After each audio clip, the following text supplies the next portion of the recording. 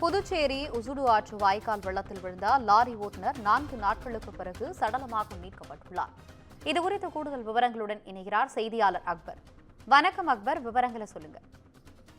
வணக்கம் ஆனந்தி. புதுச்சேரி உசுடு ஆற்று வாய்க்கால் வெள்ளத்தில் விழுந்த டிரைவர் தீபன் ராஜ் 4 நாட்களுக்கு பிறகு சடலமாக மீட்கப்பட்டுள்ளார்.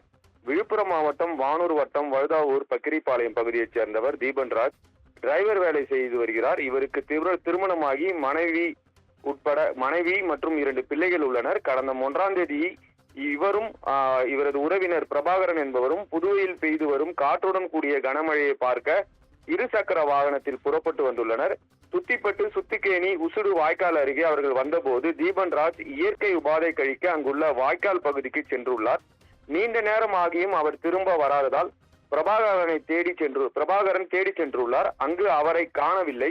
வாய்க்கால் தண்ணீரில் அவர் அடித்து செல்லப்பட்டிருக்கலாம் என்ற சந்தேகத்தில் அவர் மற்றும் அவரது உறவினர்கள் மற்றும் அவரது நண்பர் ஆகியோர் இணைந்து சேதராப்பட்டு காவல் நிலையத்தில் தகவல் தெரிவித்தனர். இதனையடுத்து சேதராப்பட்டு போலீசார் மற்றும் தீயணைப்பு வீரர்கள் தேடும் பணியில் ஈடுபட்டனர். ஆனால் அவர் கிடைக்கவில்லை.